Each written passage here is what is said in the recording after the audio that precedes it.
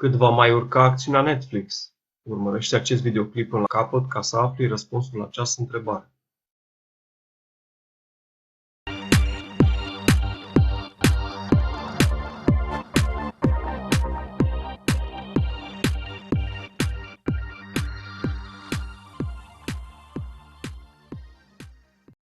Astăzi, în cadrul videoclipului Cât va mai urca acțiunea Netflix, Moraevo, voi analiza acțiunea companiei provider de servicii media și producție de film Netflix, listată în cadrul bursei americane de la Nasdaq, având simbolul bursier NFLX, din perspectiva teoriei valurilor, teorie rafinată după teoria valurilor lui Ralph Nelson Elliott. Acțiunea Netflix s-a început în data de 7 octombrie 2002, valul la apă albastru, având cel mai mare graf de pe grafic, și s-a sfârșit odată cu atingerea nivelului de 5,68.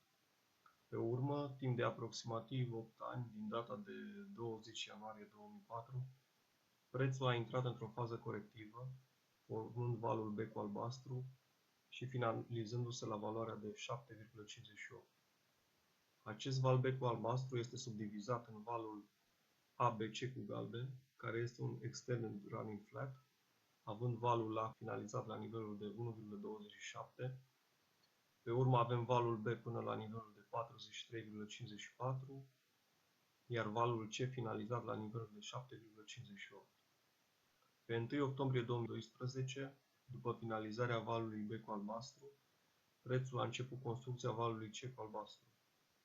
Momentan, avem două structuri interne viabile ale valului C cu albastru, din cauza că nu ne putem da seama încă ce grad are structura prețului ce datează din data de 18 iunie 2018. Așadar, avem două scenarii de construcție a valului C după cum urmează. Dacă presupunem că avem un val B dintr-o structură ABC cu portocaliu, finalizat în data de 16 martie 2020, valul B ar avea o structură de extended running flat, subdivizat în valul ABC cu mov, și având un target nivelul de 872,77, iar dacă valul C este un triunghi ABCDE cu turcoaz, cu valul A pornind de la nivelul de 7,58 până la nivelul de 65,43,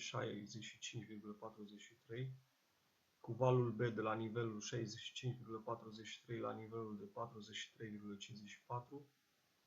valul C de la nivelul de 43,54 la nivelul de 415,27, iar în final valul D de la nivelul de 415,27